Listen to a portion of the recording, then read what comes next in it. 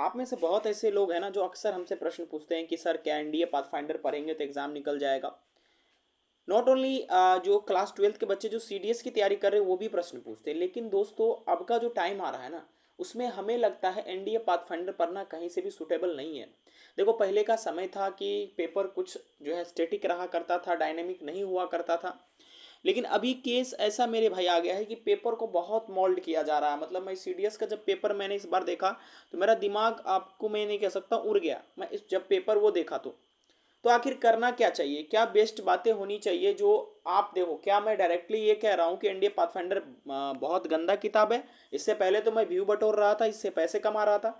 देखो मैं शुरू से भी इससे पैसे नहीं कमा रहा था, बट ये किताब अच्छा है अल्टीमेटली।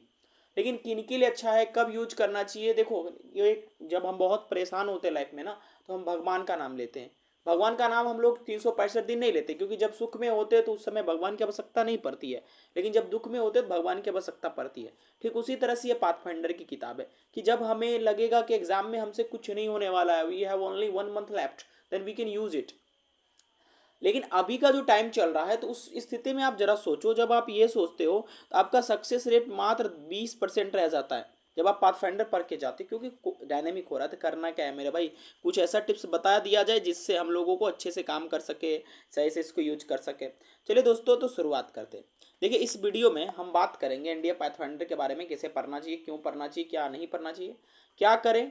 पेपर डायनेमिक हो रहा है, डरा रहे हो क्या? आप ये भी सोचेंगे भाई साहब ये लगता है कि कोई वीडियो बना रहा है मुझे डराने के लिए, व्यू बटोरने के लिए। देखो सबसे पहले हम उठाते हैं एनडीए पाथफाइंडर के इस बात को लेकर कि ये मेरे दिल की बातें हैं, मुझे कोई मतलब नहीं है, मैं बहुत दिन से यूट्यूब पे काम कर रहा हूँ, कोई मतलब नहीं है, दिल की बातें बता रहा हूँ। देखो एनडीए जो पाथफाइंडर है उसकी सबसे बड़ा जो एडवांटेज ये है कि जब एग्जाम का टाइम है आपको रिवीजन के लिए बहुत सारे टीचर का बहुत सारा कंटेंट है, you are unable to understand, you are just perplexed कि किसका रिवीजन करें। तो उस कंडीशन में आप एनडीए पाथफाइंडर का इस्तेमाल कर सकते हैं, बहुत अच्छा कारगर रहेगा। दूसरी बात ये कि जब आप कभी कुछ पढ़े नहीं, कोई बंदे ने बता दिया भैया एनडीए का एग्जाम होता है, आपके पास 1 महीना है, तो आप किसकी बातें पढ़े क्या नहीं पढ़े, बहुत सारा कंटेंट है, बाप रे बाप क्या नहीं पढ़े, at that moment NDA pathfinder is best. लेकिन आप ये बात याद रखना कि आपसे एसएसबी नहीं निकलेगा, ठीक है। दूसरी बात ये आप ये भी सोच के चलना कि आप जो है इससे बहुत सारे क्वेश्चन को अटेम्प्ट नहीं कर पाओगे। हुक हुक्की पे जो रहता है, कहता है ना हुक हुक्की पे होना, वही होगा, ठीक है। तीसरा, जब आप दोस्तों बहुत ज़्यादा पढ़े हैं, आप 3-4 साल से तैयारी कर रहे हैं, कुछ नहीं निकल पा रहा है, कुछ नहीं हो रहा है, लास्ट टाइम में आपको कोई फ्रस्ट्रेशन हो जाता है, कोई लड़की लड़का वाले बातें हो जाती है जिससे आपका महीना 2 महीना खराब हो जाता है, लास्ट के 2 महीना में फिर आपको जोश आता है कि हमें ऑफिसर बनना है, तो उस कंडीशन में भी आप एनडीए पाथफाइंडर का इस्तेमाल कर सकते हैं। अब प्रश्न ये उठता है कि क्या अभी के समय में हम इंडिया पाथफाइंडर को पढ़ सकते हैं अगर फ्रेशर हैं तो? देखो फ्रेशर मेरे कहने का मतलब जो बच्चे ने 10th पास किया 11th में गए, या जो 11th पास करके 12th में गए, दे हैव इनफ टाइम कि वो तैयार कर सकते हैं। देखो मैं सबसे मूट पॉइंट वाली बात कहूंगा जो मेन इंपॉर्टेंट रहेगा, ठीक है। ये बातें नहीं कि जो बोलिंग चाइना सब वाली बातें होगी, नहीं। यहाँ पर पेपर मेरे भाई, पेपर को समझो ना, पेपर डायनेमिक आ रहा है। आप एनालिसिस करो तो इंडिया पेपर काफ़ी डायनेमिक हो रहा है। डायनेमिक कहने का मतलब क्या? डायनेमिक कहने का मतलब अगर आप सीडीएस का पेपर देखो तो बवाल कर दिया इंग्लिश में, तो क्या आपको एक्सपेक्टेशन नहीं लगता कि एनडीए भी कुछ ऐसा बदलाव करेगा? ठीक है। तो क्या करना चाहिए हमको इस स्थिति में? देखो सबसे बड़ी बात यह है, आपको ये ध्यान में रखना होगा कि जब पेपर डायनेमिक हुआ तो आप किसी एक पार्टिकुलर किताब को पढ़ के नहीं जा सकते। जैसे एनडीए पाथफाइंडर आप पढ़ लिए, आप इसी पर रिलाई कर लिए। देखो मैं मानता हूँ कि एक किताब को 10 बार पढ़ो, लेकिन एक किताब को 10 बार पढ़ना अच्छी बात है, लेकिन उसमें से जो कंटेंट है आई नहीं तो 10 बार पढ़ के क्या फ़ायदा? तो पेपर डायनेमिक हो रहा है, किधर रुक करनी चाहिए, क्या पाथफाइंडर को लेकर फ्रेशर को भी करनी चाहिए क्या? देखो जो भी फ्रेशर रहते हैं मेरे भाई, मैं उनको कभी सजेस्ट नहीं करता कि पाथफाइंडर पढ़ो। मेरा आप इतिहास उल्टा कर देख लो, मैं उन्हीं को सजेस्ट करता हूँ जो बकैती काट के किधर से आ गए, या जिनको टाइम नहीं है, या जो बेचारे काम कर रहे हैं मतलब भगवान के भरोसे।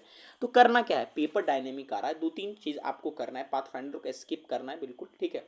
शुरुआती तौर में आपको सबसे पहले न्यूज़पेपर पे रिलाई करना होगा। इंग्लिश न्यूज़पेपर अगर आपके पास है अवेलेबल तो रिलाई करना होगा। न्यूज़पेपर पढ़ने के साथ साथ आपको एनसीईआरटी पर विश्वास करना होगा, ठीक है। एनसीईआरटी के किताब को अच्छे ढंग से पढ़ना होगा जो कि काम आ सके। और तीसरी बात ये मेरे भाई कि आप ज़्यादातर कोशिश करो एनसीईआरटी पढ़ने के बाद अपना नोट्स तैयार करो, क्योंकि बार बार मत पढ़ो, ठीक है। 6 से 12 तक की एनसीईआरटी आप अच्छे से लगा सकते हो, ठीक है। लेकिन अगर आपके पास टाइम नहीं है तो आप ओनली 11-12 के पढ़ो एनसीईआरटी, और वो भी अगर आप तमिलनाडु बोर्ड के एनसीईआरटी पढ़ लोगे तो मुझे नहीं लगता 6 से 12 पढ़ने की आवश्यकता होगी, लेकिन जो बच्चे कमजोर है दे कैन रीड। ओके, तीसरी जो इम्पोर्टेंट बात है वो है कि भाई साहब प्रीवियस ईयर क्वेश्चन को जो है ना अच्छे से एनालिसिस करो, बढ़िया ढंग से उसकी तैयारी करो, क्योंकि प्रीवियस ईयर क्वेश्चन अगर आपका पकड़ रहेगा, पीवाईक्यू पे पकड़ रहेगा, तो आपको ये पता चल पाएगा कि आप क्या कर रहे हैं क्या नहीं कर रहे हैं। पेपर डायनेमिक आ रहा, और कोशिश ये रखो, चौथी बात ये इंपॉर्टेंट की जो डिफरेंट एग्जाम्स हैं, ठीक है, उसमें जो इंग्लिश पूछे गए हैं synonyms antonyms, try to mug up those, क्योंकि वो इंपॉर्टेंट होते हैं और एग्जाम में अक्सर आने की चांसेस होते हैं। लेकिन जो सबसे बड़ी बात है 100% वाली बातें मैं अगर आपके साथ डिस्कशन करने की कोशिश करूंगा, तो पीवाईक्यू बहुत इंपॉर्टेंट है एग्जाम को निकालने के लिए, ठीक है। देखो क्लियरली बात है, रिटर्न में जितना अच्छा नंबर आएगा एसएसबी में उतना ही मदद मिलेगा, रिटर्न में जितना खराब नंबर आएगा एसएसबी उतना ही गंदा जाएगा, ठीक है। ये चीज़ें आपको समझना है, ये चीज़ आप समझ रहे हैं ना, पेपर डायनेमिक आ रहा है, खुद को समझना होगा, एनालिसिस करना होगा, ये 4 चीज़ें पे रिलाई करना होगा। और पांचवा चीज़ ये हो सकता है कि आप किसी टीचर का कोर्स लेकर रखे हैं तो आप उन पर विश्वास कीजिए, ठीक है, उनसे पढ़िए। क्लियर है बात। अच्छा देखो, अब यहाँ पर ये बात मैं कर रहा हूँ आपके साथ अगला डिस्कशन, कि एनालिसिस क्या बताओगे एनडीए पाथफाइंडर का, ये जो बातें तुमने बताया मेरे भाई, डरा रहे हो क्या, ये वाली सेंस, इसके बारे में क्या विचार है। देखो मैं आपको अब बता रहा हूँ एनालिसिस एनडीए पाथफाइंडर का। देखो NDA pathfinder is a short book, बहुत शॉर्ट है, ठीक है। आप इसमें कहाँ पर अच्छा स्कोर कर सकते हो, कहाँ पर लेक कर सकते हो। अनडाउटेडली मैथ अगर आप पढ़ चुके हो पहले से तो आप जो है मैथ में पास कर जाओगे पाथफाइंडर पढ़ने के बाद, चाहे आप फ्रेशर हो जो भी हो। लेकिन और सेक्शंस जो भी हैं, ठीक है, उसमें सेक्शन स्पेशल इंग्लिश, इंग्लिश में आप मार खा जाओगे, इंग्लिश में अच्छा नंबर नहीं आ पाएगा आपको। कारण ये है कि इसमें बहुत बहुत कम कंटेंट दिए गए हैं, अपडेट नहीं आया जो अभी ट्रेंड चल रहा है उसके हिसाब से, ठीक है। तो उस स्थिति में क्या होगा कि आपका पेपर गड़बड़ा जाएगा। इसके अलावा जीके जीएस का भी सेक्शन में आप लैग कर जाओगे, तो इससे बेटर है कि आप डिटेल स्टडी करो। देखो मैं बार बार ये कह रहा हूँ कि अब मैं बुराई नहीं कर रहा एनडी पाथफाइंडर का, I am not just talking about the bad things of ND pathfinder, बस आपको ये बता रहा हूँ कि भाई साहब आप पेपर डायनेमिक आ रहा, थोड़ा ज़्यादा पढ़ो, ठीक है।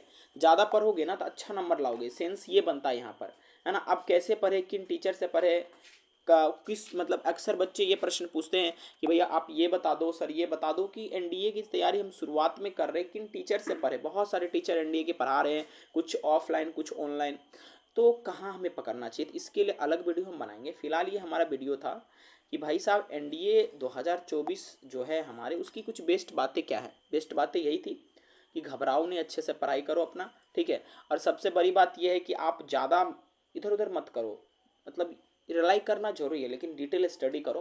पेपर काफ़ी चेंजेस हो रहे हैं, ठीक है, चेंजेस हो रहे हैं तो आप गिल्ट ना फील करो, इसके लिए आप क्या करो, अच्छे से तैयारी कर लो खुद को, है ना। क्योंकि देखो आप बहुत प्रेस्टिजियस जॉब में जा रहा हूँ, मोटिवेट करने की बात मैं कह रहा हूँ भाई साहब। एक दो किताब पढ़ के कैसे आप एनडीए निकाल सकते हो, ये रिडिकुलस बातें होगी ना।